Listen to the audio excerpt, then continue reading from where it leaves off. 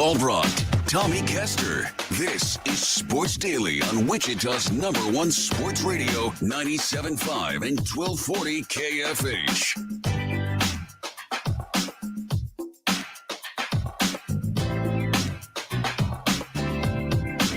All right, everybody, welcome in here to a Tuesday. I know it's not a happy Tuesday for a lot of Chiefs fans, but we're going to get you through it anyway. Chiefs fall to the Eagles in the Super Bowl rematch. And boy, that was a frustrating one, folks. We're not naive to that. We're going to get into it all today with the Chiefs, Eagles. What are we looking at from that game? How much big picture stuff do we need to take away from this? We'll dig into it all. Dan Israel, executive producer of the Chiefs Radio Network, will join us at the top of the next hour to help us do it. We also have KU. They take care of Chaminade, maybe not by as much as you thought, but the tournament really starts for them now. It's up. Marquette is next. That's the big college basketball game we're looking at today, as well as some other news and notes from around the sports world. Big day. We're excited about it. Paul Savage with me. I'm Jacob Albracht. Jad Chambers producing. Tommy will be back next week. You have us today and tomorrow, and then we'll take a small break for the holiday. Hope everybody is getting ready to or already enjoying the Thanksgiving holiday. The IHOP hotline is going to be open this first hour for you. 869-1240 IHOP, where through November 26th, kids eat free every day from 4 to 10 with a purchase of an adult entree. Paul, it is, look, you could tell there was a tense feeling last night after that game. Chiefs fans are hot today, and a lot of Chiefs fans are really worried about this team. Well, they rightfully should be a little worried. I mean, I think I'm predicting you and I won't be near as worried as many people are because we see certain things and we understand certain things with regards to what it takes to win football games. This team has a lot of ingredients for those kind of things. And of course, we're going to hit the cliches. You got to catch passes, right? I mean, I know we're going to have that brought up several times. But this is a team that coulda, woulda, shoulda won that football game last night. I mean, Jacob, there's no question in my mind that this is a team that outgained the Eagles by 125 yards. I don't have it pulled up in front of me, but it was a bunch. I mean, this was really a fairly decent football game played by a pretty good football team holding a Super Bowl contender. In fact, a Super Bowl participant in just the very last Super Bowl to 21 points. That's not bad. That's not bad. As a defensive coach, I say, we'll take that. You hold somebody to 3 TDs, I'll take that. This is professional football. The Eagles pay their players as well as the Chiefs. You know that. They're not playing some college team. So there was a lot in this. I've got a feeling I'm not as upset about it as a lot of people, but I'm still disappointed. Don't get me wrong. I'm still disappointed. I didn't because I thought I'd be on that island here. I'm not either. And because most of what you see is very chaotic. And I didn't want to talk to you about that because I wanted us to both come to it. So that's interesting. I'm surprised to hear you say that because I certainly feel that way. I look at that game and I thought the Eagles were going to win it anyway, and they shouldn't have. The Chiefs should have won that game. The defense played great. Paul, the Chiefs ran the ball really well. And teams don't really do that against the Eagles. Like, that was effective. Now, it slowed down in the second half, certainly. In Philadelphia, sort of latched things down a little bit after halftime. But it's still a running attack that you'll take in a game against the Eagles. And it's the most they've run the ball since the Jets game. So, look, I get it. The receivers aren't any good. They're not. If you're targeting Justin Watson in the game 11 times, that tells you everything you need to know about the wide receiver room. That shouldn't be happening. And clearly it shouldn't be happening because he can't catch the ball. Valdez Scantling can't catch the ball. Sky Moore, for whatever reason, never is thrown the ball. Kadarius Toney was more dynamic than he's been in a long time, but more in special teams than anything else. And I thought Rashee Rice was really good. You'd like to see him get more targets, just 5 in the game. Kelsey had the big fumble. Kelsey had a drop that's uncharacteristic. Mahomes was not immune to this either. He had the turnover in the end zone, and he overthrew Kelsey on that ball, which would have been a miraculous play, but it's a play Mahomes typically makes. They all made mistakes on offense. And considering all those mistakes and all of those drops and everything else, the way that game was playing out, the Chiefs should have been up double digits in the second half. Now, you can't make the mistakes. They had penalties too. But I watched that game and I watched what's gone on around the NFL. And most importantly, I watched that defense. And my opinion has not changed. With that defense and with Mahomes and Kelsey when it counts, I'm not picking any team over the Chiefs. That was the best the NFC has, perhaps. And the Chiefs should have won that game, Paul. Right. So, yeah, it is concerning that the offense hasn't scored in the second half a touchdown in, 3 games now, I think it is. It is concerning that the receivers continue to drop the ball. Guess what? That's on the front office. You got, look, they do so many things well. They misplayed their hand on wide receiver. Maybe almost got a little arrogant, Paul, because of what we saw last year after Tyreek Hill left, and they went and won a Super Bowl anyway. But when you're having to target Justin Watson 11 times, there's some mistakes happening. They spent second-round picks on Sky Moore, on Rashee Rice. They traded a third for Kadarius Toney, and they paid Marquez Valdes-Scantling too much money.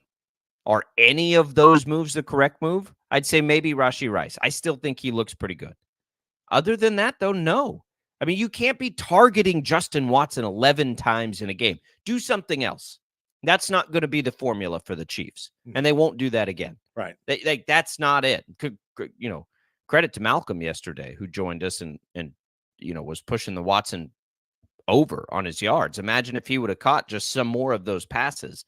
But Mahomes made a lot of really good plays that were not converted because guys made mistakes and dropped. But I look at all of that, Paul, and it was a 4-point loss. Like the Chiefs, the way that they played the game, and you can't not count the mistakes, but there is not a better team in the AFC than the Chiefs right now. There's just not, especially with Burrow out. When Burrow got hurt and is out for the year now, that was it.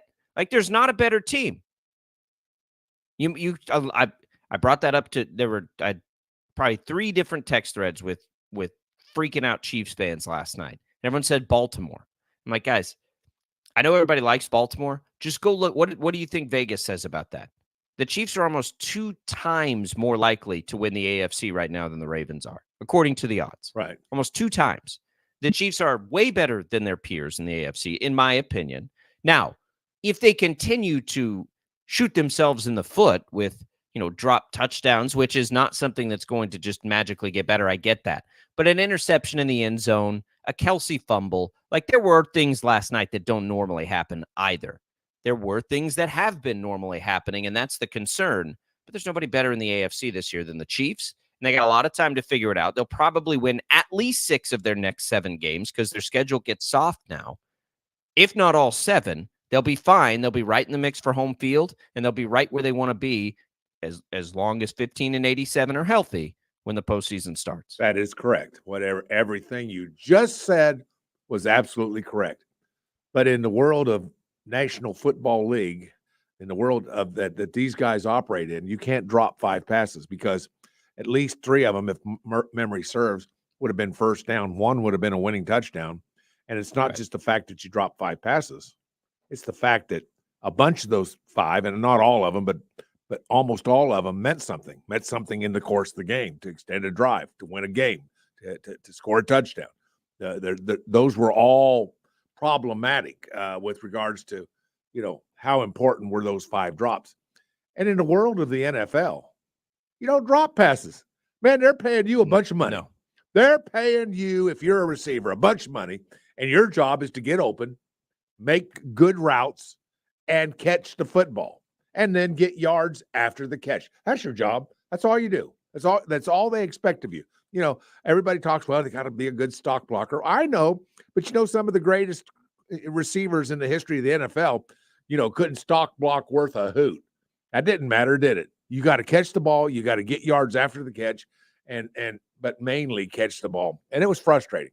It was very frustrating because, as the game went on, then you'd see the replays again of drop passes. And it was, they didn't make it any better for us watching that game, if you know what I mean. It wasn't like they were trying to soothe us. They were, they were sprinkling a little salt in the wound there with all the drop passes. But, you just gotta do those kind of things. Obviously, in the NFL, boy, that I should get some prize for being so obvious about that comment. But it's got to be addressed because everybody's talking about it, and it is a problem. And let me and Jacob, do you know how you coach? Do you know how you coached drop passes? I mean, I know people talk about look the ball in the hands, or there's a lot of things, but you know how most coaches coach drop passes? They yell at the top of their lungs, catch the ball. That's how they. I know. I know. That's how. Yes, you go to K-State. Go to. Do you think though, Paul? Do you think this is a dropsies issue, or do you think these guys just aren't good enough?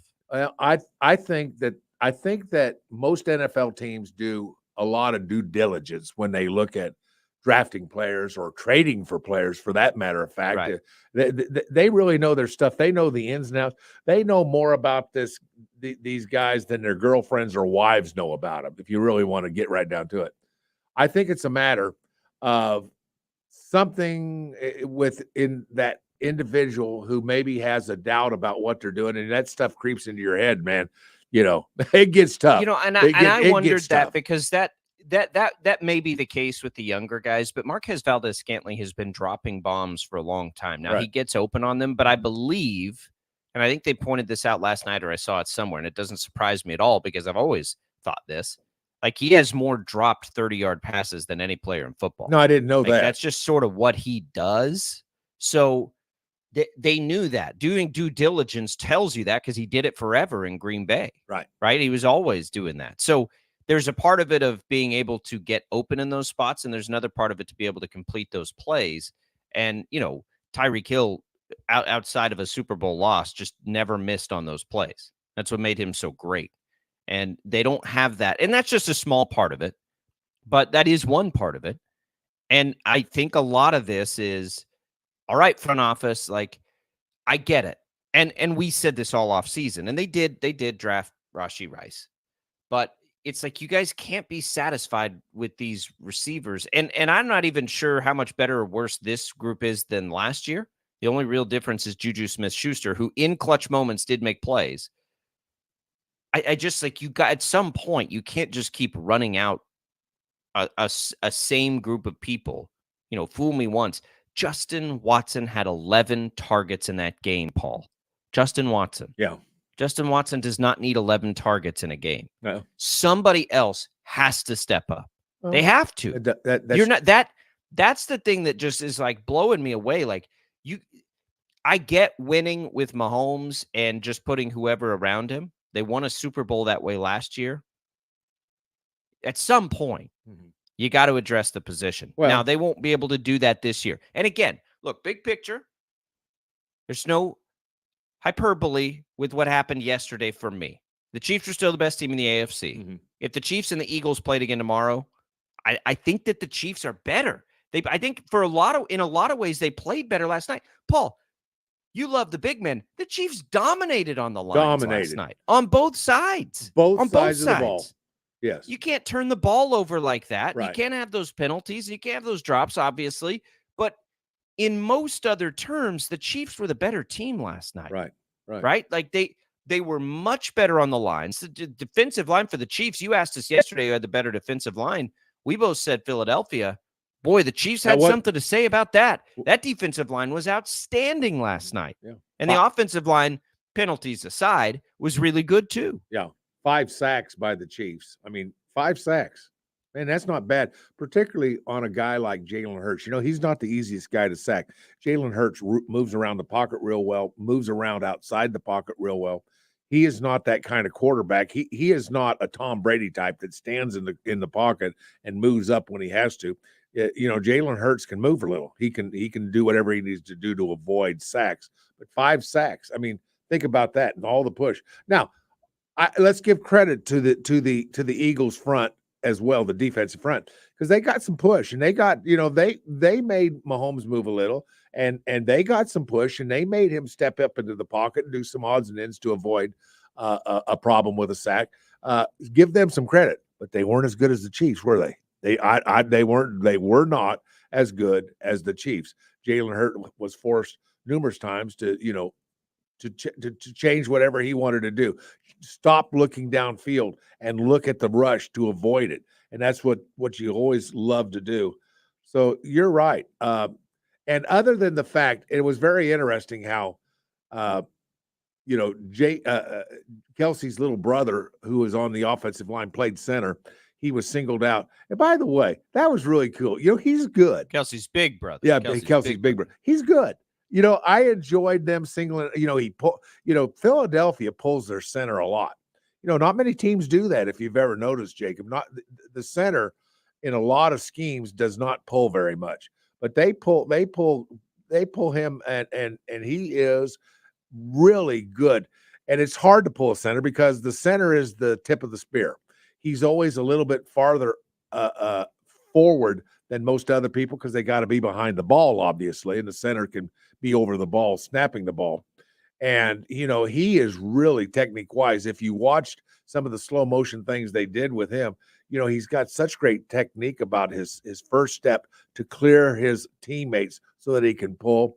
And he kicks out and he wraps and he does. It was really fun to watch this man in action because of the set of skills that he have that we don't really ever get to talk about. The only reason he's getting talked about is because he's a Kelsey. We both understand it. That's why they're talking about him. And by the way, disappointed Taylor Swift wasn't there. I mean, I was hopeful for the normal 30 to 40 cuts. I think there's a lot of people upset with Kelsey as he fumbles and has a big drop that, maybe that's interfering. By the way, wait a second. Crazy. That she wasn't there, or you're saying because no, just that he's distracted. He's distracted. Oh, well, right. Well, like guys can't have girlfriends. And I get it. It's an extenuating circumstance. Yeah, that's right. Kelsey's not doing that again. No. Let's take a quick break. Okay. Chiefs fans, take your moment. We'll have Dan Israel coming up at the top of the second hour to talk more about this. And we're here for 869-1240. We're here for I think there's a lot of places today that you're going to see panic. The sky is falling. The Chiefs are like all of that stuff. It probably isn't here, but if you feel that way, I don't know. Vent it to us. 869-1240.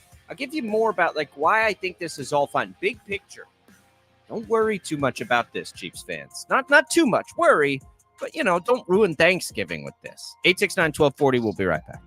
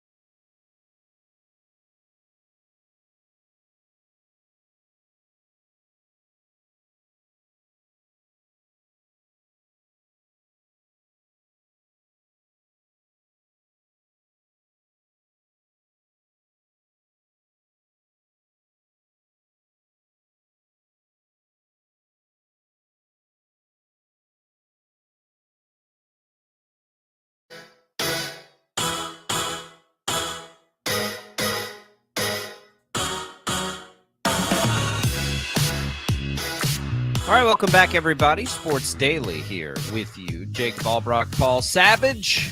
Tuesday, trying to talk some Chiefs fans off the ledge a little bit here. If you'd like to call into the show, you can do that at 869-1240. Speaking of Thanksgiving, that's the IHOP hotline. You can hear the Thanksgiving games from Westwood One on KFH. It's a full day of football. Tune in for Green Bay, Detroit, Dallas, hosting Washington, and finally, a big NFC matchup, San Francisco at Seattle. You can catch it all on the free Odyssey app. Just download the Odyssey app and search for KFH. We'll have a lot to get into with those games tomorrow, which is our final show of the week. Right now, though, it's going to take some time to get through this Chiefs dissection, Paul, because I think the general public is more concerned than you or I. Now, I did not know you weren't concerned. I assumed you would be, but I'm not and haven't been. I didn't like the things that happened last night. When we talk about concern, though, like for me, and when we talk about the Chiefs, the concern is always, can you win the Super Bowl, right? And to me, this team absolutely can win the Super Bowl. I look back at their other Super Bowl years, and they've had about the same amount of losses in 19 and 22, right? Like it's okay when you look at the landscape of the NFL right now. Look at what the 49ers did over a bad stretch there. That was, concerning at the time, but lo and behold, they're fine. The Eagles look good. Just about every good team has had rough stretches, except maybe the Eagles. But, Buffalo doesn't look good. They bounce back against the Jets, whoop-de-doo, right? Cincinnati lost Joe Burrow for the year. The Chiefs, the real adversity for the Chiefs isn't there. Like, to me, Paul, this is still the best team in the AFC. I think it was always going to be a different conversation to stack them up against Philadelphia, San Francisco. But in the AFC this year, I'm taking the Chiefs over everybody, even after what we saw last night. It's because of that defense. And we're just so not used to seeing a defense like that in Kansas City. We're used to focusing in and locking in on the offense and saying, well, they're going to outscore everybody, and they're so explosive, and they're all of these things. But the reality is they still have the best quarterback in football. They still have Travis Kelce, and they have a defense that's as good. I mean, it's getting to the point now, Paul. I'm not sure there is a better defense in football. Maybe Cleveland. Like, this defense is for real. They make big play after big play, and that's good enough for any other team, right, to lead them to a Super Bowl. So why isn't it good enough for Kansas City? I think the panic meter needs to go down because of the play of the defense, regardless of what the offense does. The defense is going to keep them in every game that they play.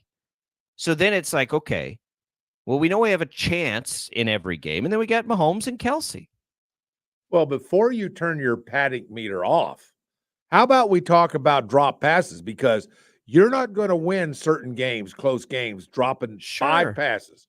So before you shut that off, they've been dropping passes all year. They have all year, but more than any team in football. But there were at least 3 passes that would have been first downs, extended drives, and a winning touchdown. So before you unplug your panic meter, I suggest that we tune it up a little bit, that we take a look at it, and we say, wait a second, what are we 1 to 10? 1 to 10.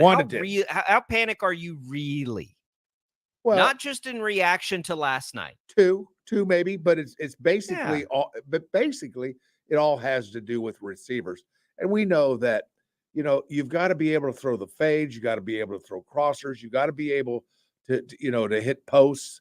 The post last night that the winning touchdown was dropped was like a slap in the face to me, not personally, and I don't mean it in any derogatory way. It felt a little personal. It felt like, my gosh, you got a full roster of men out there battling their brains out, and you drop a pass, and then you kind of hit the ground in disgust of yourself. I get it. I understand it. But man, oh man, this, you want to be a great team. You want to be an invincible team. You got to make some changes, because there's nothing they can change, though, to not drop passes other than not drop passes. I know. Right? Like, there's not a scheme. They can't scheme it any better. They can't, they can't get new players. There's nothing they can do. Yeah, basically, outside of just like making the players they've got to have had to make plays. Look, is there's nothing they can do to make Marquez Valdez-Scantling not drop passes like that. He's done it his whole career. Now, he'll make some plays too.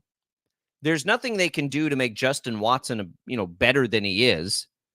What was the outlier stuff last night, though, and what won't happen is Kelsey's not going to fumble the ball inside the 10. Kelsey's not going to drop a pass. Mahomes isn't going to miss Kelsey, even as outrageous as it would have been with a defender on his leg. And Mahomes isn't going to throw an interception in the end zone. Right. So, yes, there were things that happened last night that are like bigger issues because they keep happening. There were also things that happened last night that don't normally happen and would not happen in other circumstances. They just happened last night. Right.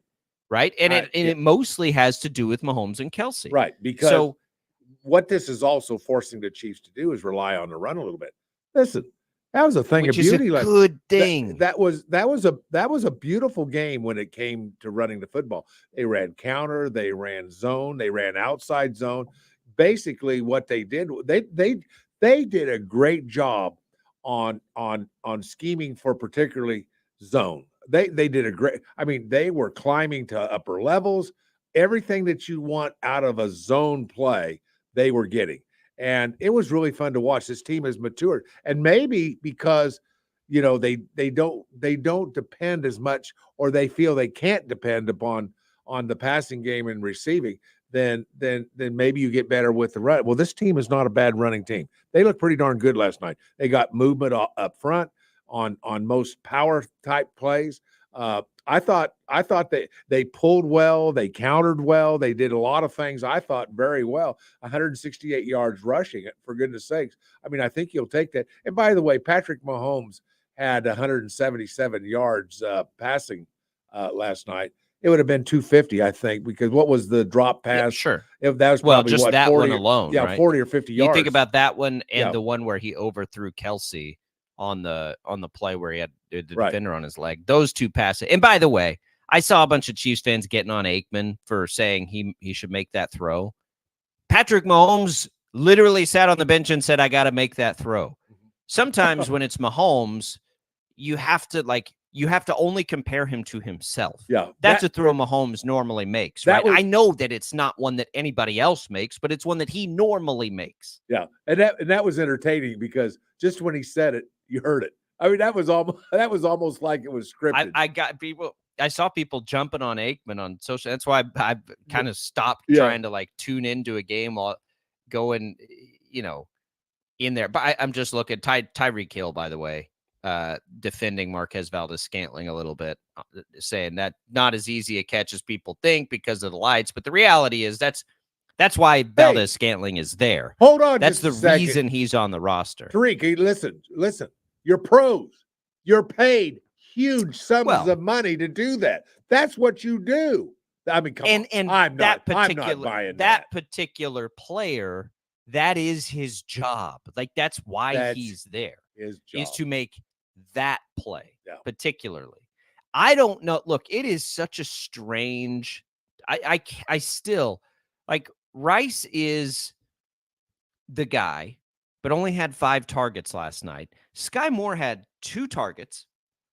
Justin Watson had 11. Like, what are we doing to throw that much to Justin Watson? And that's the part that you wish you could get an honest take on, and we never will. But like, is it because Mahomes doesn't trust the younger guys and he has more familiarity with Watson? Is it schematic? I mean, let's talk about the other elephant in the room that doesn't get talked about a ton. Is Matt Nagy very good? Right? Bieniemy's gone. They didn't have good receivers last year. I know that offensive coordinators in the NFL, Paul, aren't coaching guys how to catch the ball. You just kind of are expected to do that at the NFL level.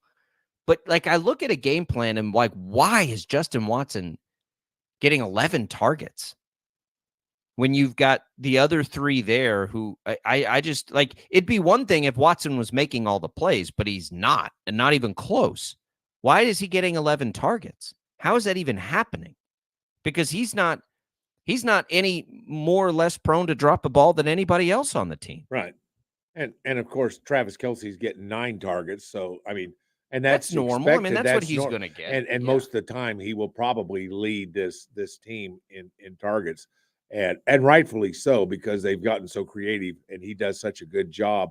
He's so difficult to cover, but he's difficult to cover because where he is on the field, where he lines up, the multiple places that he lines up on a field makes it extremely difficult to defend Travis Kelce.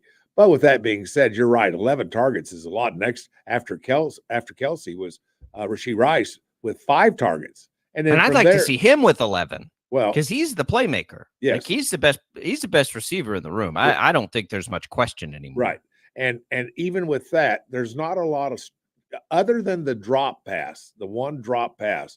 There was some stretching the field, but there wasn't a ton of stretching the field, was there? I mean, I don't know why that is. Maybe when you can't see the entire screen from beginning to end and how guys are lined up, and sometimes you can't see everything on the defense. Maybe the deep stuff was being taken away, probably by the Eagles. Not sure. Couldn't see it. Couldn't tell sometimes. But anyway, I would like to see the field stretched a little bit. Old football coaches often say, you throw a fade, 3 things are going to happen. 1, you catch the ball. 2, there's a penalty. Or 3, it's an incomplete pass. So, that's I liked seeing, teams that stretch the field. There wasn't as much stretching of the field, but that might have to do with confidence in the receiver. It probably doesn't. I'm not going to say that. It probably doesn't mean that.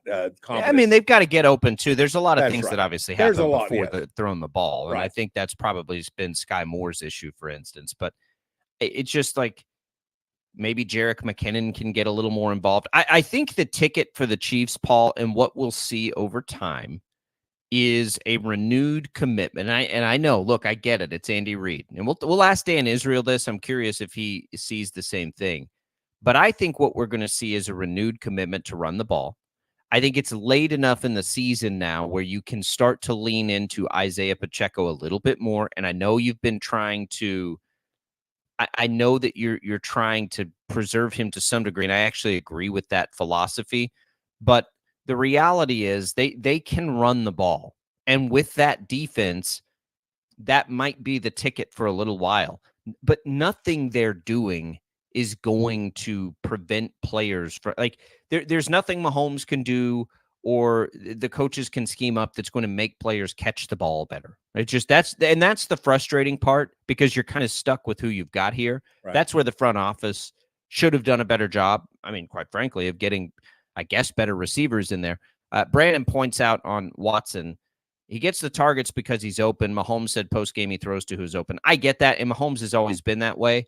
But let's draw the plays with somebody else running those routes, right? You know what I mean? Like, Paul, if you're in the room and that position is continually getting open, let's make sure that if possible, somebody else is becoming the first option or the first read on a play, right? Or the second read on a play. Oh, sure. So that you're not forced to throw it to Watson 11 times. That's where you can scheme it up a little bit different.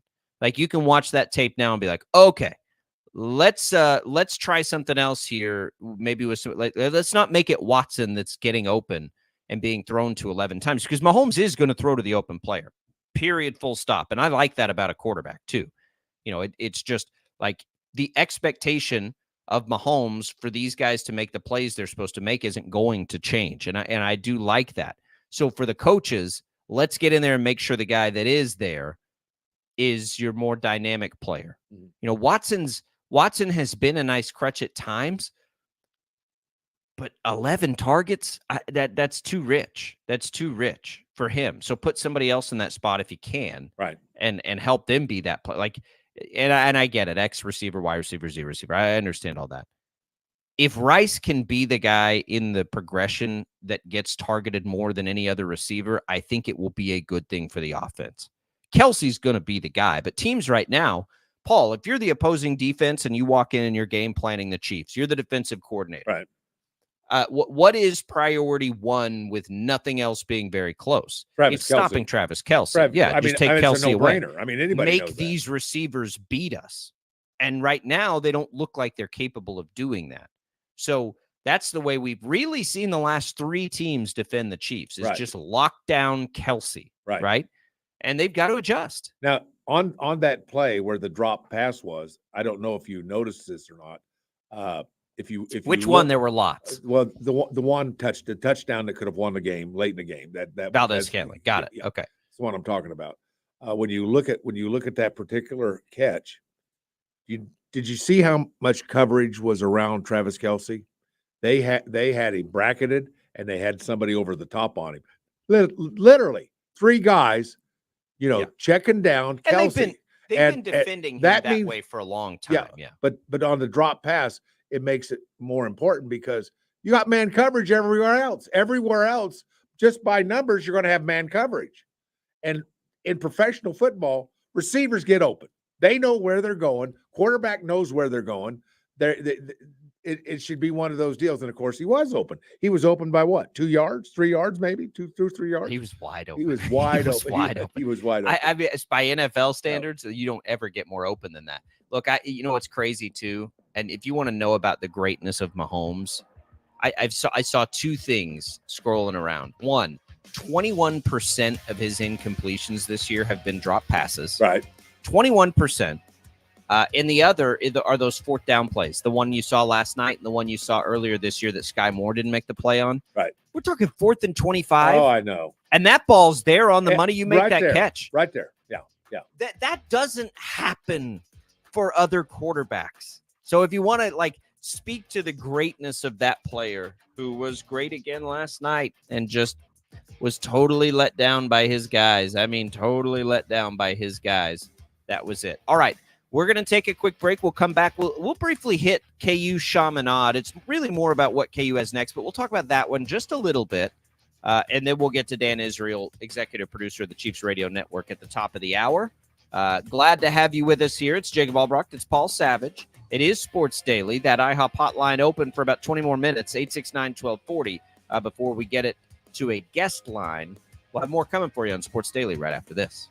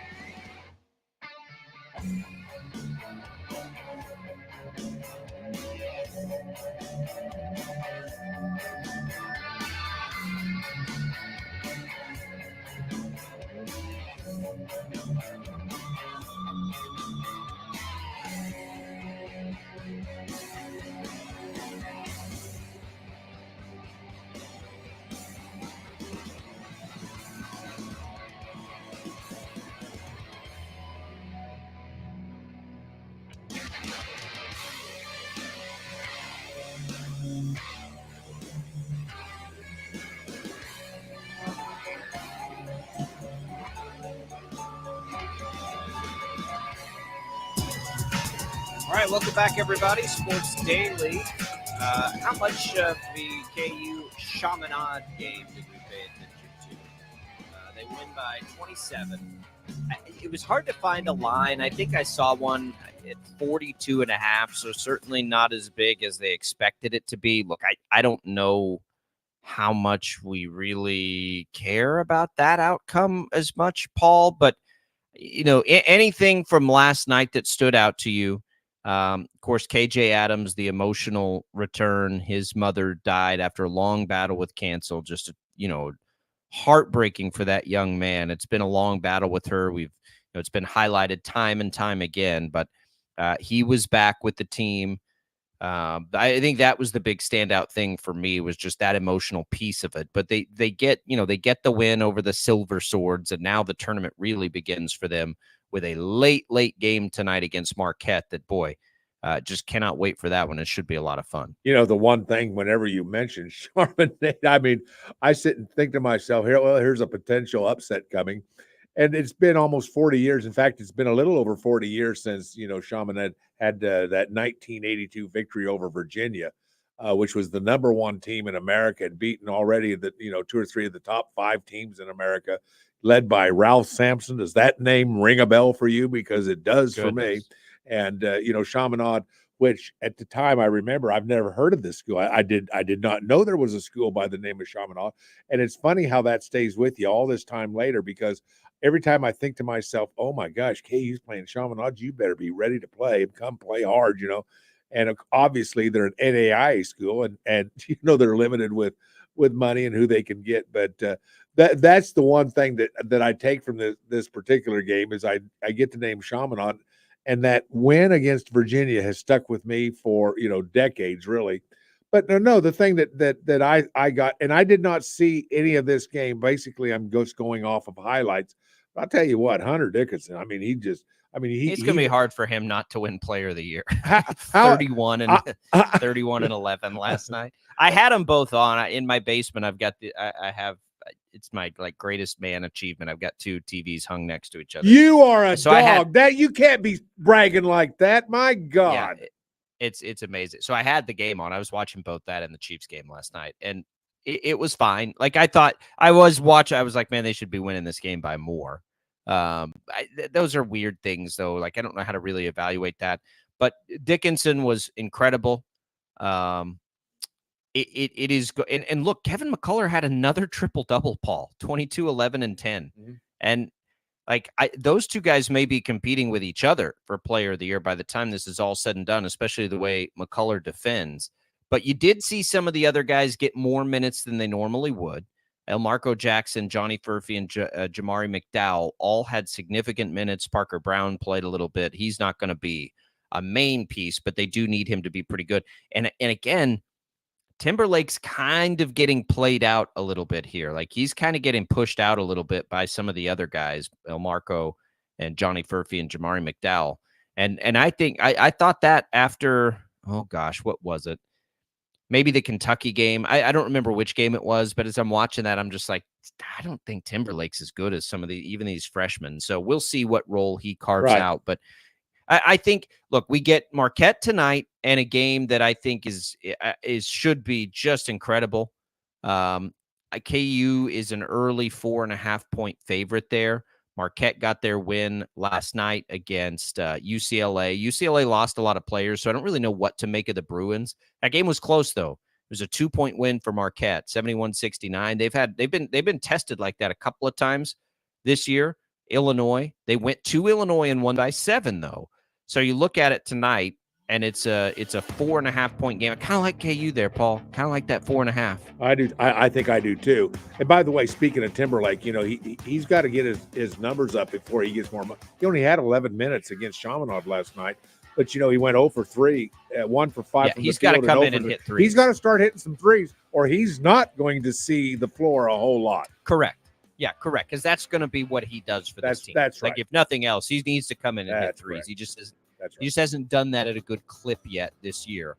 And his minutes are getting cut. So we'll see how that plays itself out.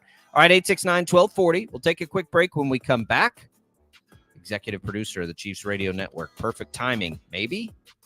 Maybe it's not. Dan Israel will join us right after this.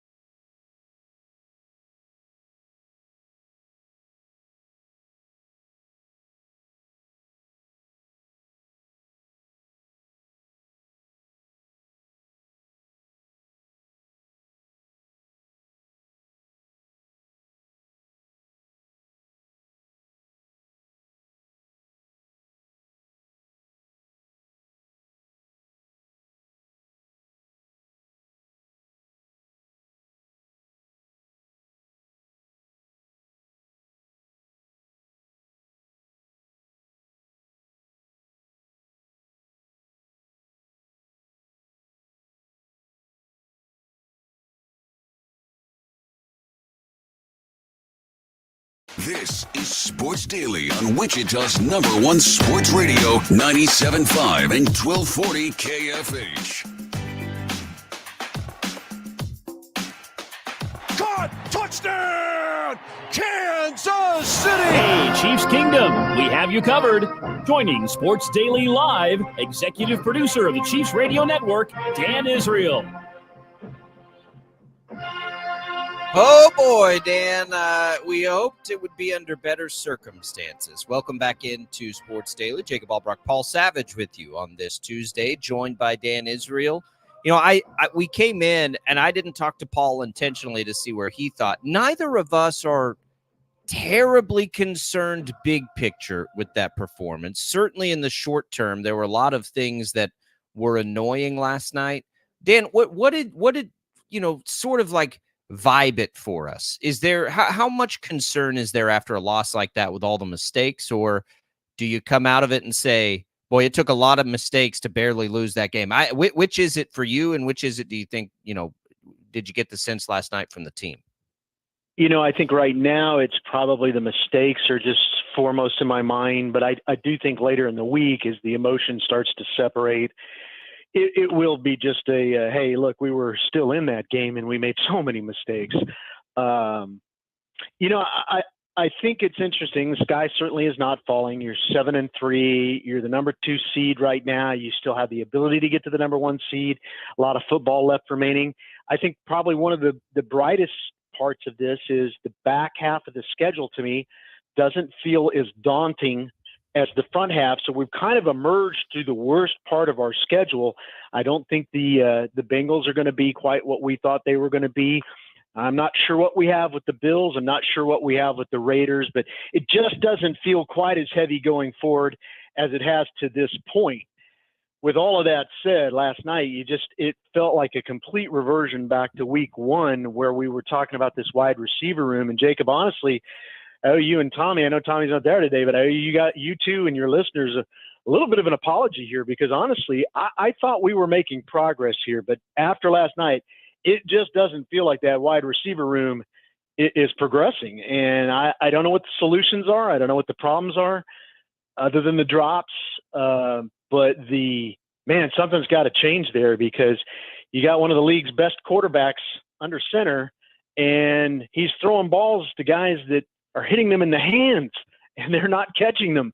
And it was really hard to watch that last night. I know that the Eagles are a good team. I don't want to say the Eagles didn't have a hand in this, because that's a good defense as well. Their defense has improved from the defense we saw in the Super Bowl. But man, so many missed opportunities. It was really difficult. Well, that's a little more negative than I'm going to be, because when I look at this particular game from last night, the running game took strides forward, I thought, in a lot of ways. I thought that the defense took strides in a lot. It was a defense that understood, it's going to be upon us, fellas, to win this game possibly. And it really was. And I think they did their job. I mean, you got a Super Bowl, a team that was in the Super Bowl just this last Super Bowl, and you're holding them to 3 touchdowns. That's I think is pretty darn good. You get 5 sacks on Jalen Hurts. And by the way, Jalen Hurts is not necessarily easy to sack. I mean, he's mobile. He moves around in the pocket well. He moves around in really good space. I mean, it's really good in space.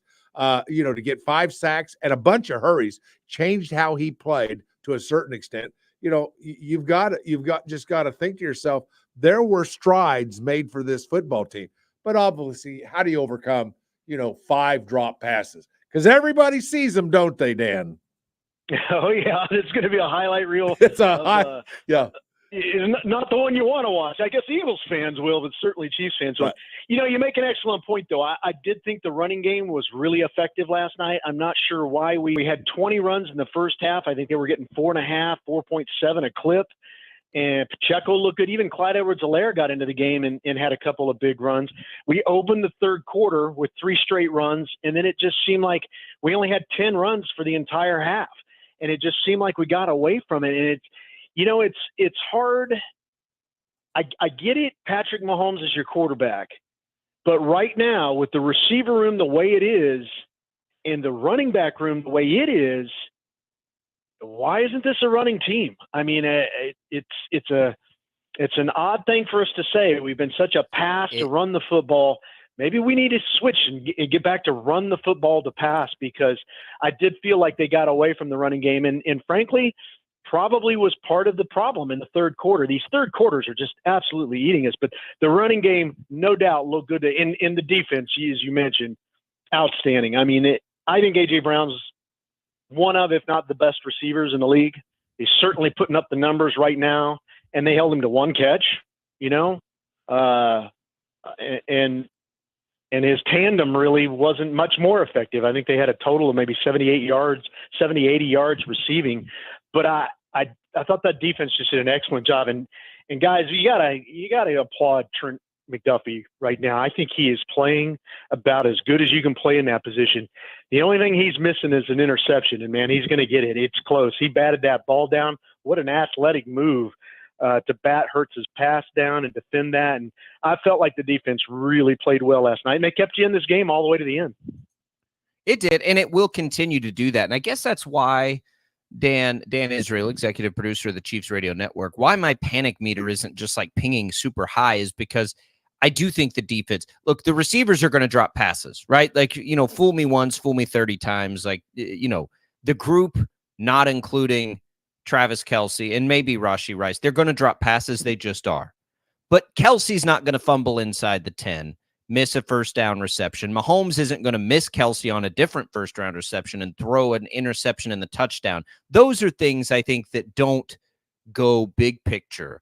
So big picture, if you've got that defense and 15 and 87, I don't think anything on the Chiefs' outlook to win the AFC really changed last night. Those mistakes are unlikely to happen again. I mean, I take away just how good the defense looked and how good both lines looked for Kansas City. As far as panicking, I think they're going to be fine. Yeah, I think you're exactly right. On a macro level, this is just a loss. It's a regular season loss. It doesn't change anything really, other than maybe your margin of error. You diminish that a little bit. But on a micro level, it's tough to accept. But on a macro level, you're exactly right. I mean, they're still kind of in the driver's seat here. I mean, they control a little bit of their own destiny. There's still 2 games in front of Denver in the West. They can still easily win the West. I still think they can make it back to the first seed. So not a lot, necessarily to really be upset about this morning, other than the game just wasn't satisfying, and that the Chiefs are a better team than what you saw last night. And I thought we knew this was going to be 2 competitive teams. We knew it was going to go 60 minutes. That was just, Super Bowl rematches rarely live up to their hype, but these 2 teams are just playing so well at midseason. They led the AFC, they led the NFC. It literally was a Super Bowl rematch, but I feel like from a defensive standpoint, if you look at the Chiefs' 3 losses to Denver, to the Lions, and to the Eagles, 2 of those teams are arguably the best the NFC has right now in the Lions and the Eagles. And so you had every opportunity to win this game all the way to the end. I mean, the the Marquez Valdez-Scantling pass would have given them the game. So I think you've got a defense here playing at a championship caliber. It's going to keep you in every one of these games, but they do have to figure out what's going on offensively. They're going to have to adjust to the way they play now until they can start to, connect these dots. I realize it's a game of inches. Your hands are slightly to the left versus slightly to the right, and it becomes an incompletion. But those are the things, those little details are what coaching is all about. And I think we have great coaching. So they have to figure out how to impart to these players. I don't know what the deal is with MVS. I sometimes get a feel like he hurried out of the locker room pretty quick last night. He passed me. I was waiting to do the interview with the coach. He passed me going out the back side of the locker room. And I would have sworn he had his street clothes on under his jersey. He changed that quick. Wow. And I get it. That's a tough thing to accept as a player when you had the ball in your hands and the game was on the line. But man, there's also a piece of me that just wants to say, dude, just stand up there, take your licking, and accept the responsibility. Care. We want you to care. We want that to matter to you as much as it does to us. And I'm not saying it doesn't. It just sometimes doesn't feel like it. And I don't know how to read him sometimes. Well, perception is reality, Dan. And that is an amazing point that you just brought out. I guess one of the things that I'd like you to do, and there's no right or wrong answer to what I'm about to ask you, because you're going to have to speculate a little bit, but do you foresee the front office, maybe the coaching staff, getting involved in finding other receivers, trying out, working some others out? I want some receivers that run great routes and that have great hands. Speed is great and speed kills. We all know that, but speed without the ability to catch the ball in crucial situations is not necessarily a good thing. But I guess my question is, do you see this team making a move? Do you see this team switching out some receivers for other receivers? What will this team do? And are there decent receivers out there? Because if they're good right now, they're on a roster somewhere. Right. But do you see this team doing anything mid-season with regards to bringing anybody in at all? It's hard. I know it's speculation, and I don't want to put you on the spot, and I don't mean to, but I'm very curious as to what you would think about this. Well, and I will answer this purely from my mental state. Please. No inside information here. Right. And you said it right.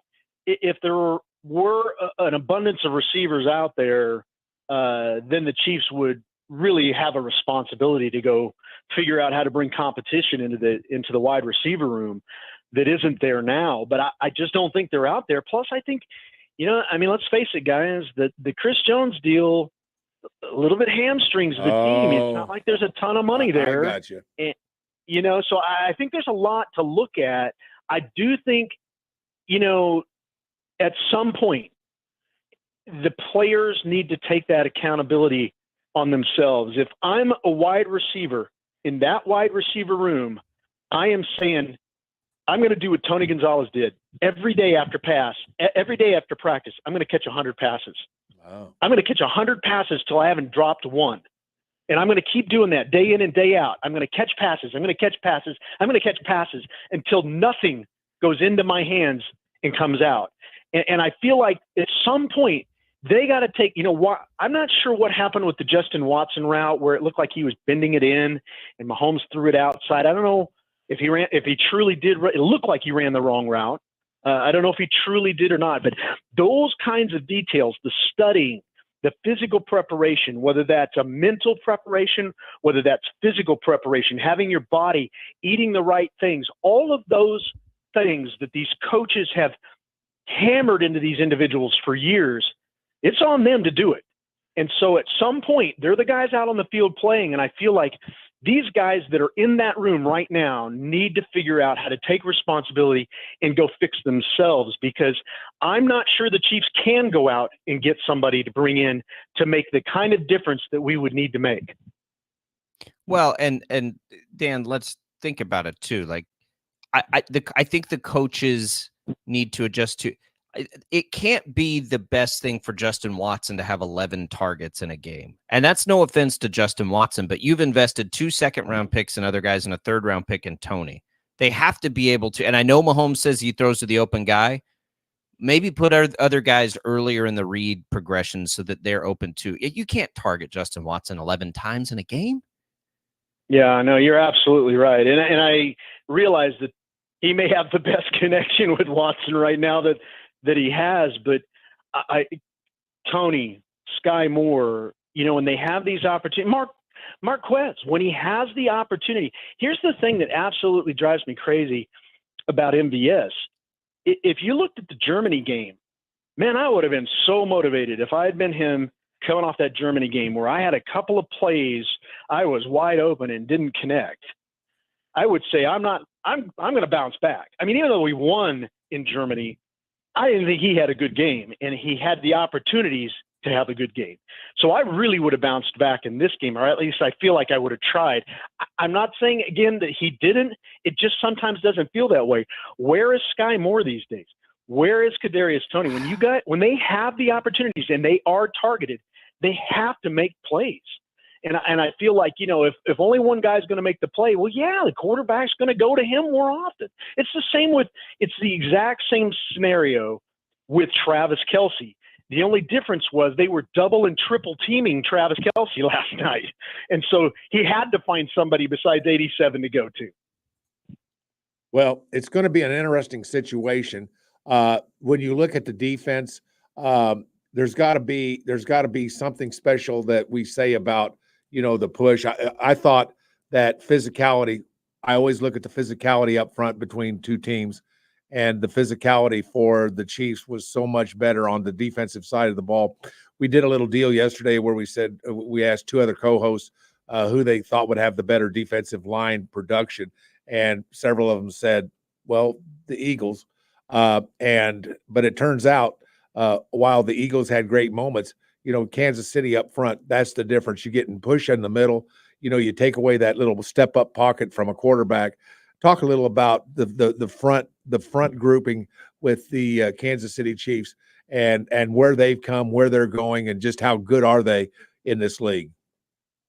Yeah, I'll tell you, Chris Jones, I know I mentioned the salary cap situation with Jones, but he did play well. He was a disrupting force last night. Oh, my gosh. You saw it in the first half. And, man, I mean, just say, this is Jalen Hurts out there. That's not a Tom Brady. That's not a Joe Flacco back there. That was Jalen Hurts. He can escape so quickly and do things with his feet and legs. And Chris Jones was methodical. He over-pursued maybe a couple of times. And that was late in the game, I think, after the touchdown, the rushing touchdown. But I really felt like Jones in particular, George Karlaftis, Mike Dana, our defensive line is playing really well against a incredibly good offensive line for the Philadelphia Eagles. I would also say that I thought our tackles did last. I know Jawan Taylor took a couple of penalties, and, man, the timeliness of those just is so painful sometimes. But those Eagle defenders, the edge rushers, they spread out so far. There's probably 2 or 3 person gap between our tackle and their edge rusher. Their thoughts are, we're going to run right by you. And so that makes those tackles really have to kick out and get out there in a hurry. And I thought they did, for the most part, a pretty good job of that. But no question, I thought our defensive line played last night, probably had one of the best games of the season. Yeah, I thought so too, Dan. So with the defense, with the renewed running game, there's the Chiefs by Vegas are still almost 2 times more likely than the Ravens to get in. And I guess we can finish for this. Like, after what we've seen, and really it was when Joe Burrow went down. And think about, the Ravens, who people want to put in there. They just lost Mark Andrews. Like, I don't think there's any team in the AFC. I guess I'm with Vegas. I still think the Chiefs are that much of a favorite in the AFC. And if they can get to a Super Bowl and you've got 15-87, who knows? But I guess that's where the panic meter comes in. It just looks like still, no matter what happened last night, they're the best team in the AFC. Yeah, I do. And I think the back half of the season is going to be pretty telling, even for the Eagles. I think the Eagles are headed into a little bit more of a gauntlet in their schedule than they've had to date. We know the Dolphins are, very effective against below 500 teams. How well are they going to play above 500 teams? There's a lot left to be said. And I think the one thing we know about the Kansas City Chiefs are they're proven. They deal with adversity fairly well. And so, I expect them to bounce back. I think it'll be an interesting contest against the Raiders come Sunday, simply because you got a new head coach in there. And I know when Scott Pioli left our organization, and that Patriot way just kind of dissolved, and all of a sudden the sun came out, the clouds parted. And I mean, in a matter of very short order, things changed quickly in terms of attitudes and temperaments and things. And so I'm not sure what's going on with the Raiders, but I expect the Chiefs are going to be prepared for them. I expect they're going to bounce back hard. And I think they'll have a good game in Las Vegas on Sunday. All right, Dan. That's and yeah, not only that, they've got on paper 7 or 6 out of 7 wins on that home stretch. So it's a quick turnaround for you guys this week as we get ready for the weekend. It's a little, it throws you off just a little bit. But you guys will have, I'm sure, some cool stuff coming up with the big rivalry game this weekend. Yeah, I hope so. We had a chance to talk to Joe Buck yesterday, and somehow the conversation digressed into Madison Bumgarner. But I expect Sunday we're gonna. It's interesting with the Monday game. First of all, from the bye to Monday, just felt like forever, didn't it? It felt like an eternity before the Chiefs had, since the Chiefs had played. But now we've got the short week, so today is a Monday and a Tuesday, and partially a Wednesday. It's really crazy how the schedule impacts us. But we're gonna have something good for you on Sunday. I know that. All right, Dan. Well, we'll look forward to it on the Chiefs Radio Network. Quick rebound here. Get out there, go throw some passes to some of those guys. See if you can get them in the after hours work. You got it, man. Have a good week, guys. Thanks. There goes Dan Israel, executive producer of the Chiefs Radio Network. If you missed any of that, you can go back and listen for free on the Odyssey app. Paul and I will come back. We'll look ahead to Marquette tonight for KU and maybe around the rest of the sports world. As it's been a busy reaction sort of Tuesday today, as we normally do that on Monday, but you can understand why. The IHOP hotline will open back up at 869-1240. IHOP, by the way, where through November 26th, kids eat free every day from 4 to 10 o'clock with the purchase of an adult entree. We'll be right back. More Sports Daily coming right after this.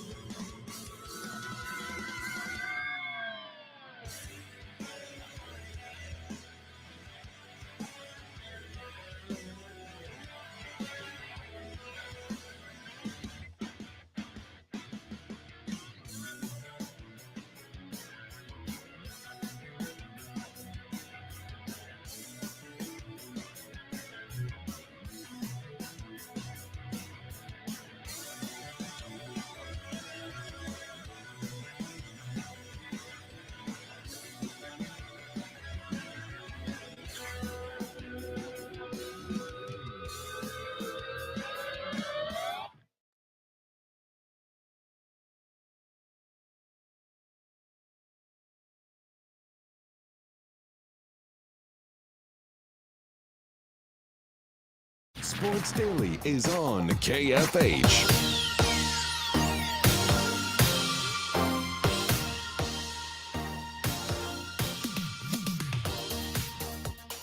All right, welcome back in, everybody. Sports Daily here on KFH. Glad to be with you. Paul Savage alongside me here. I'm Jacob Albracht. We're taking you through this Tuesday, a big Chiefs reaction day. We got football turned around, though, in just a couple of days. Check out Thanksgiving games from Westwood One on KFH. Full day of football. Tune in for Green Bay, Detroit, Dallas hosting Washington. And finally, a big NFC matchup, San Francisco at Seattle. Catch it for free with the Odyssey app. Just download the Odyssey app and search for KFH. Paul, I'm curious to get your take on this. So the Steelers this morning have fired their offensive coordinator, Matt Canada. I think most people feel like that is necessary, as they've been one of the worst offenses in football and still win despite it. We also saw Buffalo fire its offensive coordinator, and they actually responded to it pretty well. Where do you come down on like coordinator type changes that come mid-season? Well, do you think that things can change like that this far into a season with a new face stepping into that role? Well, it is certain, because it's usually always going to be a promotion for somebody else, right? But it always, in my opinion, sometimes coaches think, if I make a change, it'll help things. The perception of me that I'm in charge. But head coaches are in charge of their coordinators. Coordinators don't do anything without the approval of a head coach.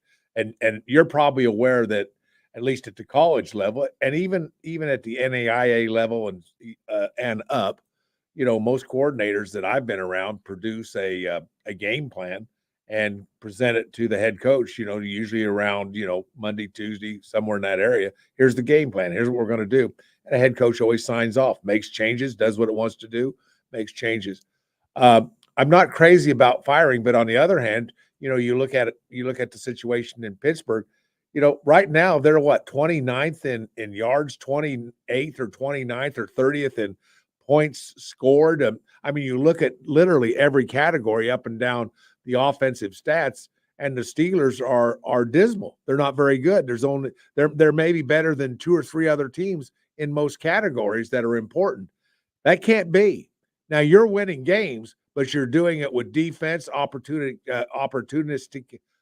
football, turnovers, creating turnovers, and that's how you're winning football games. That's important. But you have an offense that at least is in the middle of the pack. You might be half the losses that you have and even doing better. I'm not crazy about firing coordinators halfway through a season, partly because they're who you are. You're the one that made them. You're the one that directs them. You're the one that manages these guys if you're a head coach.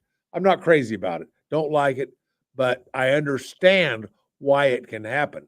Sometimes people are just looking for a scapegoat, though, Jacob. You know that. Oh, sure. Yeah, sure they are. Sure they are. I don't think that's crazy, but sometimes too, Paul, sometimes it's necessary. This Steelers situation, it was necessary.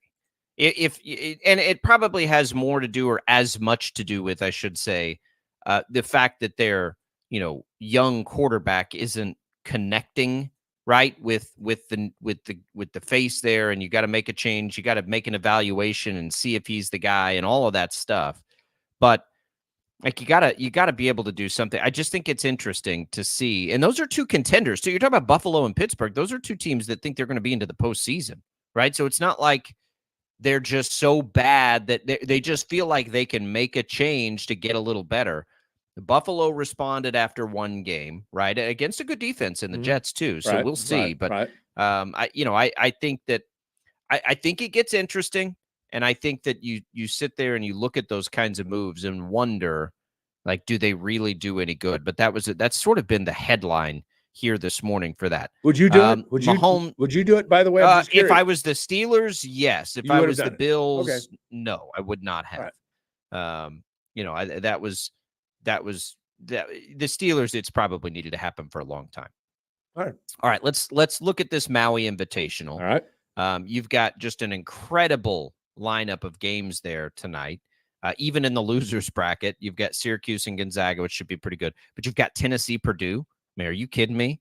Tennessee, Purdue, a 3-point favorite. That game leads us into Kansas and Marquette at 9:30 tonight. My goodness, 9:30. You ready to stay up late tonight, Paul? Well, I just might. Can you handle 9:30? Can you handle being up till 11:30 midnight? I'll do my best. I might drink me some H2O coffee. I might HCO coffee. I'm gonna have some coffee. Maybe that'll keep me awake. What do you think about that idea? I'll run and get me some and warm it up in the microwave, and I'll be ready to go. But yeah, I want to see this because Marquette's a good basketball team. There's no question about that. They're going to be a top 10 team all the way through. They're a great team in a great league with a great coach. Well, yep. the league's down a little bit. I mean, this isn't your normal Big East. I mean, they've lost a lot of some top end teams there. Yeah, did you see UConn, Texas last night? Right.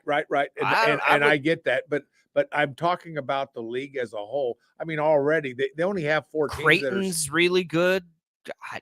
That top 3. Okay, maybe I'll give you that it may not be as deep. Yes, it's not as deep. But between UConn, Creighton, Marquette, and probably Villanova, they're going to be pretty fair good enough in that league this year. They are, but as a whole, the league may not be quite as strong as it's been. As deep. No, I'm not totally off that. But you got to look at the fact that this is a team that's already beat a ranked team in Illinois, beat UCLA, and beat Rider and Northern Illinois. This is a good basketball team, and we get that. I mean, look at their ranking, where they're at, what they've accomplished, and where they're going to be. But this is going to be a great test. The name, I'm going to throw one name out at you that if you watch this game, Cam Jones, if KU can hold on to Cam Jones, hold him down a little bit. He's a guard, plays mostly at the 1. But this is a good basketball player, averaging 17.5 points per game at this early stage of the season, averaging almost 25 minutes per game. I mean, this is a kid that's going to be a difference maker. If Marquette stays in this game, it'll be because of Cam Jones. That's the person to watch. That's the key. KU handles him. I think KU will probably, not have a whole lot of problems. I'm not saying it's going to be a blowout. Probably won't be a blowout. I don't think it will be, but no, I don't think it'll be a they're blowout. going to play well. I mean, KU's got so much. It's got KU's so the best much. team in the country. That is. KU's won for a reason. That's right. I don't, and again, they're going to play through this. I don't think they're going to win all of these unbelievable games that they'll play before they get into the Big 12. But what I do think is they're the most experienced and best team right now in this spot. Purdue's got probably something to say about that. But when you think about how much experience is there, and we saw this in Kentucky when it looked like Kentucky was going to get them, and they just kept on and kept on and kept on. Marquette will be a different kind of good than Kentucky. Kentucky is young, as they always are. Marquette's got some experience. Marquette's got the expectation to be good now. That's what I want to see out of this will be a different kind of test for KU than we've seen so far. Kentucky may be more. Kentucky's as talented as any team in the country. I couldn't believe how good they looked, and I think they're going to be great by the end of the year. Marquette's kind of like KU, right? At least we think they will be. So now it's sort of good on good early in a year. This will be a good and interesting test for them. I don't, how many times can Dickinson go for 31 and 10, right? Is that something we just pencil in? Maybe it is. I'm not saying that it's not, by the way. I think it could be. He's really, really good. But also, do we see a little more offense from DeJuan Harris like we saw against Kentucky? Do we see KJ Adams get more involved? Because right now it's kind of Dickinson and McCullough have just looked incredible. Can they get a third option ever? And I don't think it has to even be the same person, Paul. I think it can rotate around and be different. And, we know with DeJuan Harris, there will be games where he is perfectly content not to shoot it. But what is the best version of KU? Maybe we get a chance to see that tonight. Or maybe there isn't as much of a gap, at least that I perceive, among them and some others, just because of how good they can be defensively and how experienced they are in general. I do think that's why I've liked them as the best team in the country right now. Whether or not they stay there, I don't know. But I do think getting a test against a team like this will be different than any test they've faced so far. And what a tournament. I mean, is this not maybe the it's best? so good. This is a tournament that is unbelievable with unbelievable talented teams. It's almost like a who's who of the top 10 in the country. And this is so cool. And this is a great test. This is perfect. Marquette will be one of those teams that will be tremendous for KU to play. It's going to be so helpful. Win or lose, by the way, I'm just going to tell you, this game will be valuable to the University of Kansas later down the line.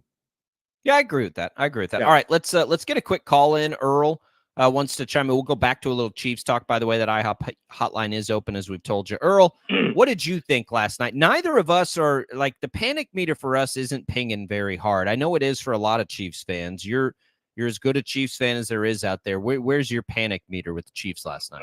Well, I don't panic about things I can't control. So I don't really have a panic button on that. You know what we mean in sports panic. Real quick on KU. KU's best version never comes till February. So as this team plays, you're going to see them get better and better. As good as they are and talented, by February, this is going to be a whole new team that is going to be phenomenal. But on the Chiefs, look, here's the thing. And a lot of people with Eric Bieniemy, I mean, he goes to Washington. This guy's too hard. This guy doesn't get it. He's hard. Well, we went from an iron fist with Bieniemy to the velvet glove of Nagy. And I believe, honestly, because coaching does matter so much, the iron fist makes you pay attention to details, makes you run to the sideline when there's a safety over top in the middle as opposed to veering that way, makes you pay attention to your job a little more. I think a lot of this comes from the fact that Nagy is not – he's still got, head coach of Chicago Bears failure still on him. I think he's still trying to find his way back, and he's not coaching these guys hard enough. He is not detail-oriented enough. And for a lot of guys in that locker room, they said, ooh, breath of fresh air, right? The iron fist is gone. Well, honestly, that offense looks less disciplined, less focused, and they're not playing with that sort of urgency that the iron fist does. So players like a velvet glove for a while, but my God, Scantling, his velvet glove has got some Crisco on it, and the rest of these receivers too, man. So I think it's underestimated the fact that a head coach or an offensive coordinator that will ruffle feathers. Hey, I was a guy not liking crap, Bieniemy having a conflict with our quarterback and all that. But the reality is these guys needed the tough love of Bieniemy, and they're not getting it from Nagy. And that is where the offensive woes happen. Wow. So you either get out the whip and go to the whip on these guys, or it ain't going to get better. Yeah. It's just not. Earl, you know what another term for the iron fist is? Please. Coaching. Well, I put them together, Paul. The iron fist coaching versus the velvet glove coaching. So yelling it would be redundant to say coaching. No, the iron fist has a bad connotation is what it makes it sound like. Guys don't like the iron fist. Life is easier if there is no iron fist. But, there are certain coaches that coach with an iron fist, and it's called coaching, and that's what it is. So I'm not buying that. And if that is a factor, then I got a real problem with this. Why?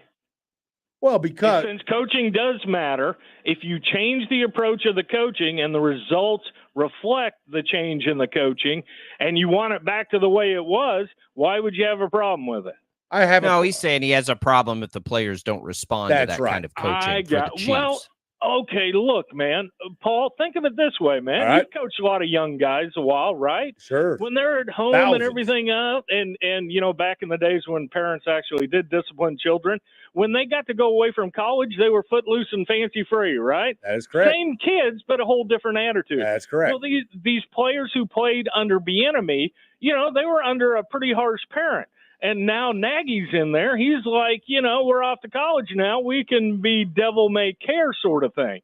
So the players are responsible for what they do. No question about it.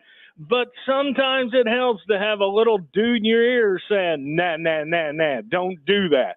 Pay attention to what you're doing as opposed to, yeah, I'll do what I want. I'm talented. I'm getting paid. It doesn't matter. So if they would get back to the attention to those details, and honestly, that's why I think coming out of a bye week, Andy Reid is so good, because that bye week, he always does fundamentals.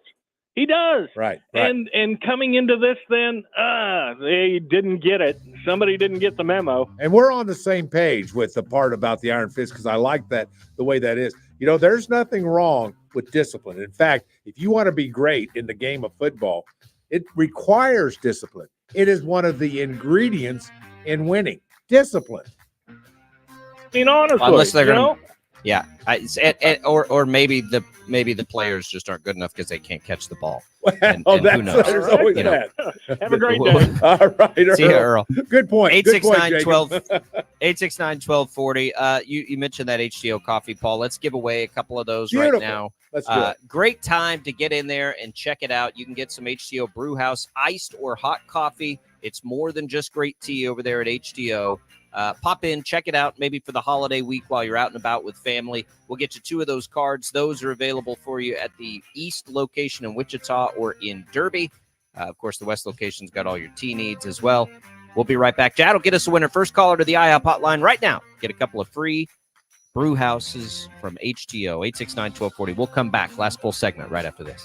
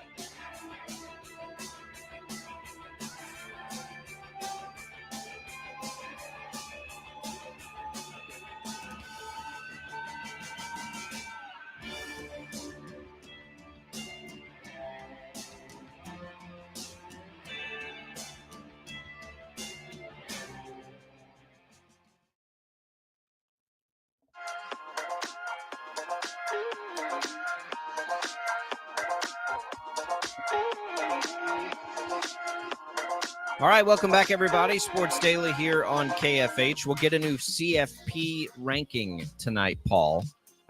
This could get muddy. This would be a good year for the expanded playoff for sure. Could get muddy. Either Ohio State or Michigan's going to lose this week. Is that enough for Washington or Florida State to jump up? This is going to be a little dicey for the CFP, perhaps coming down the stretch with this stuff. I know it all typically works itself out, but is this going to happen this year? Well, Florida State may not be a factor. I mean, this last weekend they lost their All-American quarterback, and he was something really special and so integral to that particular football team. We'll see what happens. And by the way, does this committee, can they take injuries into consideration, Jacob? I'm not sure how that works. I think they can. Okay, if they think that they can, then Florida State is more than likely is going to be devalued in that committee. I'm just saying. Don't know it for a fact, but there's a good chance. But anyway, yes, this would be a great year for the expansion to take place. But I look at Ohio State and I look at Michigan. If it's a close game, one or the other team wins and the other loses by a small amount of points, I can almost make a case with Florida State probably going to back off from the hunt for the Final Four. I can still make a case if you want. Yeah, but they're unbeaten, Paul. I know. Look, you've got a situation here where you'll have either Ohio State or Michigan's going to have a loss, right? So then your chance for the three unbeatens at this point, right, are Georgia, Florida State, Washington, and one of those teams. So that would take care of itself if you had four unbeaten teams. But then the one-loss teams, Oregon, Texas, Alabama, and either Ohio State or Michigan are going to get it. Like if you don't get the scenario where you get four unbeatens, it's going to be a mess. It will be a mess this year for the CFP because I don't think you'll have enough two-loss teams that it makes itself very clear. Right, and I'm with you on that.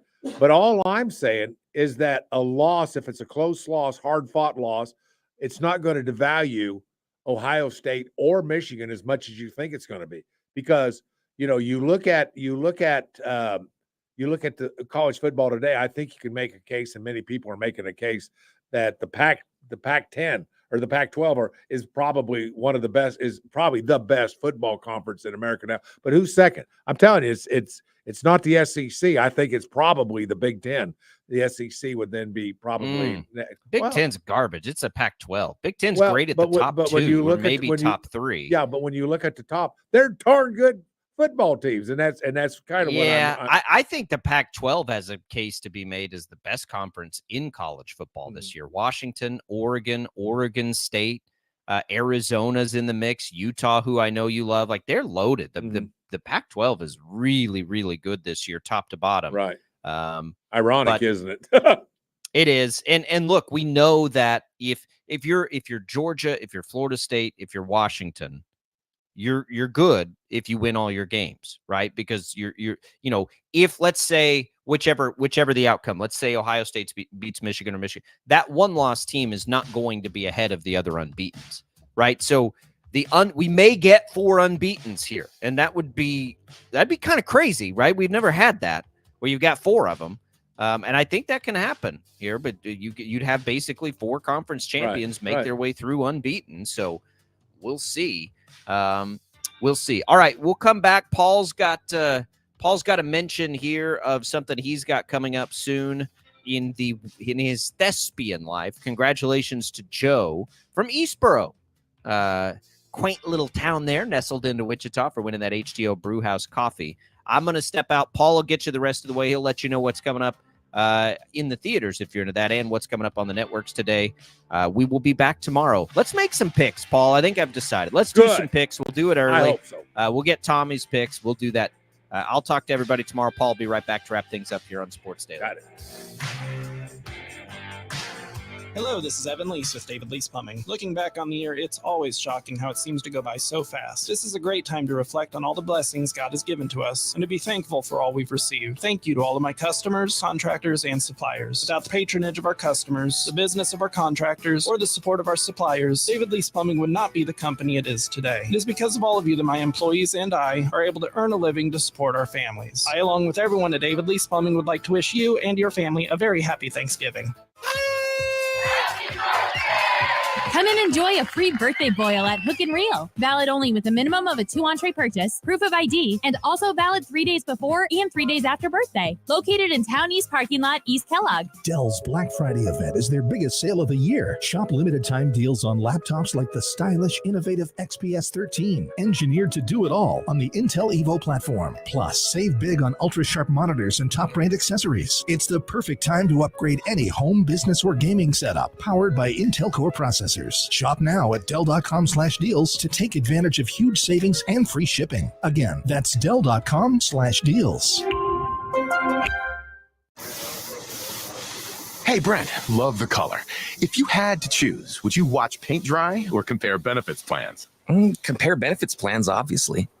But you know how complicated benefits are, right? Well, I run payroll with Gusto. Gusto makes it easy to find benefits like medical, dental, and vision for my whole team. Whoa.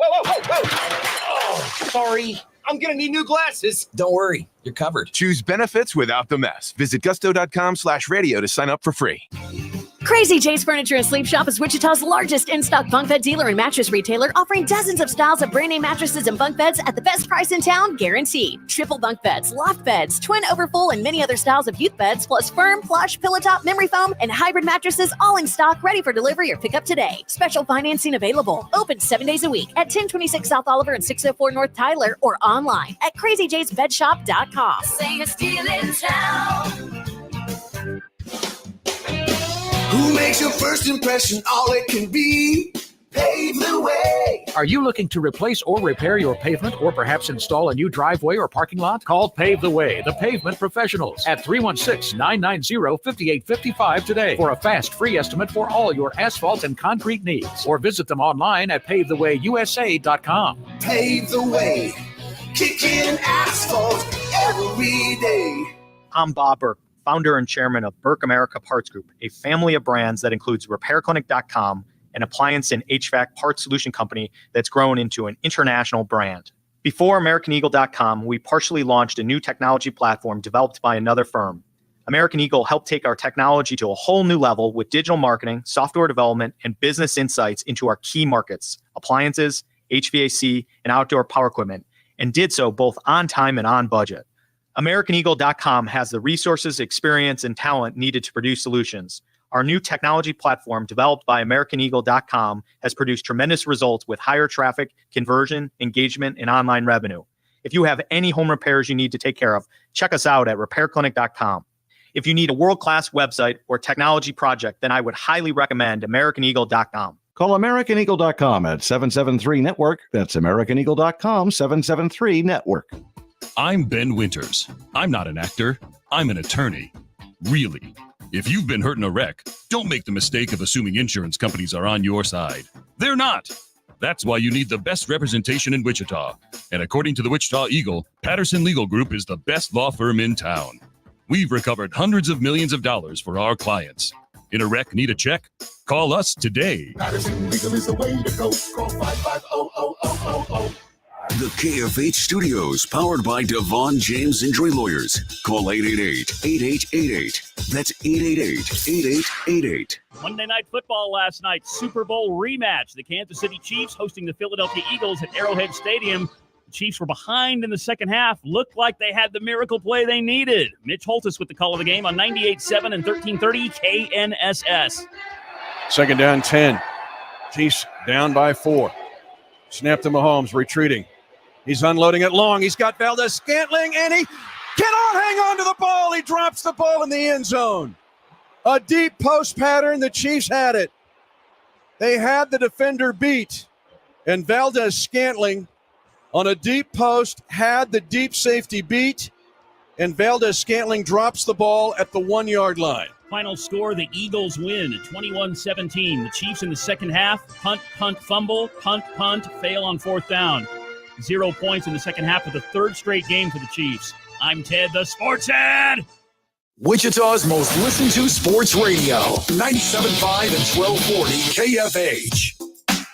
Welcome back to Sports Daily. Been a fun show. Just a quick note. Special invite to our Sports Daily family. I'm in a play at Wichita Community Theater starting December the 7th, and I'm inviting you. It's A Wonderful Life is the play. I know you've seen the movie. Now come see the stage version. So, Jad, what else we got cooking overnight tonight on KFH? 6 o'clock tonight, Chiefs Kingdom show, and that's at 8:15, Butler basketball right here on KFH. All right, everybody. See you tomorrow.